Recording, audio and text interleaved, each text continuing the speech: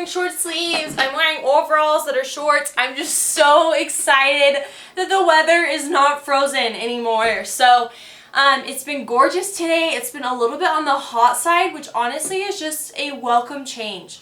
So I thought with all of this heat going on, I would show you how to create a nice, gorgeous base to your makeup that's not going to melt away in all of the sun and sweat. It will really just stay on your face much longer with these few simple techniques to show you in the summer, because there are a few things that I do a little bit different.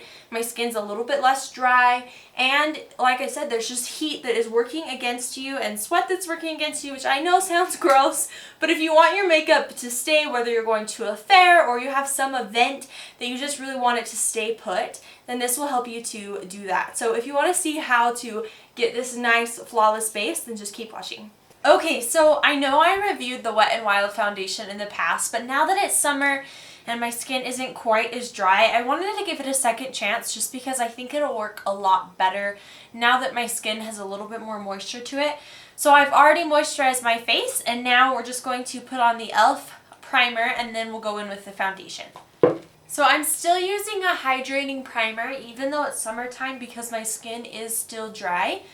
But if you have oily skin, then by all means use a mattifying primer or an oil control primer. Okay, so now that that has set for a little bit, I'm going to be going in with this Wet n Wild Photo Focus foundation. I've been self-tanning, so I got a darker shade. This might be a little bit too dark still, so we'll see. And then I like to wipe this spatula off after, just so that I'm not transferring any bacteria back into the bottle. You can also just wipe the product onto your hand or onto a palette. Then I'm going to go in with this Real Techniques Miracle Complexion Sponge. It's brand new, so I'm really excited about it. And I'm just going to blend that in. I'm really excited to give this foundation another shot just because it did look pretty nice. It just did not look good on any of my dry areas, but I feel like if you don't have dry skin, and I feel like it will work a lot better with my skin now that it's a little bit less dry. So I'm going to go in with a second coat. I definitely still dislike the smell of this because it smells like paint, which concerns me a little bit putting it on my face, but you know, I'm doing it, so apparently I'm not that concerned. Yeah, I'm loving the way this foundation is sitting this time because I think using the blender, last time I used a brush and just using a beauty blender, and with my skin being significantly less dry, I think it just is applying much better and just looks really nice on the skin. So now I'm going to go in with the Wet n Wild concealer.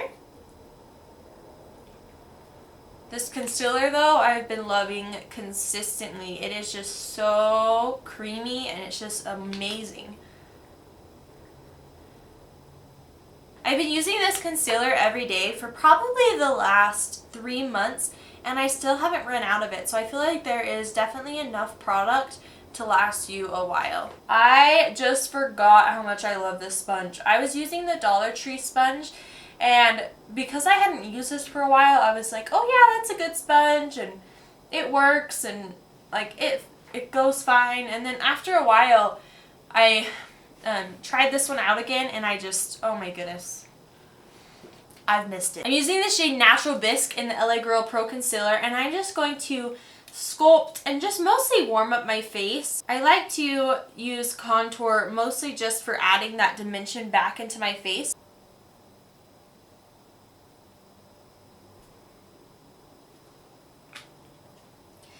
And then I've been enjoying using this foundation brush to just kind of use the side of it and buff it into my skin. So I just go in an upward motion, lightly just buffing that in, and then doing kind of the same flicking motion and a little bit more of a circular motion up towards my hairline to blend it into my hairline and onto my face. I don't want any harsh line of where my scalp begins. You don't want to see that white scalp poking through. You really want it to just blend in really nicely.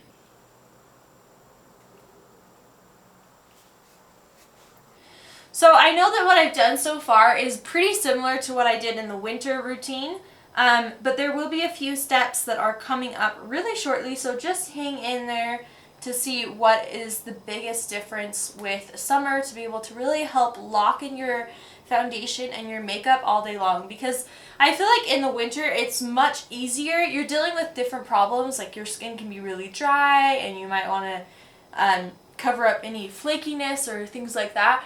But in the summer, it just melts away. Today was really hot, and I feel like your foundation can just run right off your face, and all of your makeup just melts away as you're sweating or doing any other outdoor activities. Okay, so now I have it all blended in. I am going to go in with the Physicians Formula Butter Bronzer, and I'm going to apply that on the perimeter of my face as well, just to add a little bit of more golden warmth and bronze, because I feel like in the summer we all just want to be bronzed up and ready for the pool or the beach or just hanging out. So I'm just buffing that into my skin.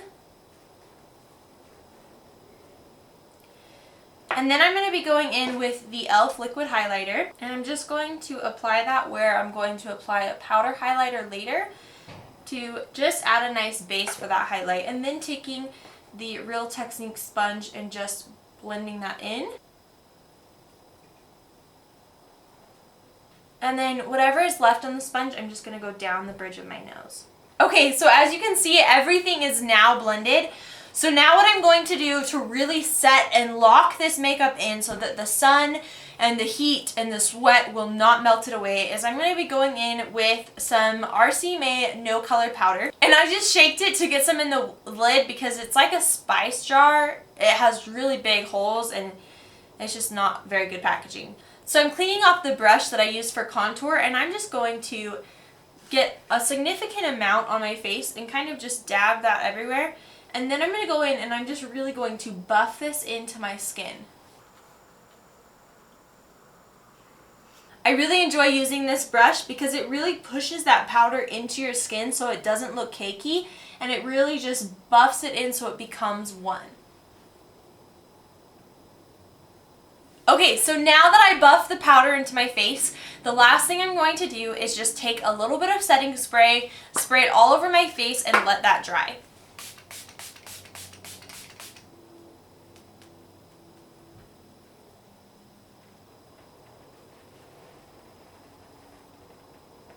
So as you can see, everything just looks really seamless. It's really blended into my skin. There's no cakiness or patchiness. Everything is just applied really smoothly, flawlessly, and this will last all day because you have that powder that's keeping any oils from coming to the surface, and the setting spray to really just lock everything in place.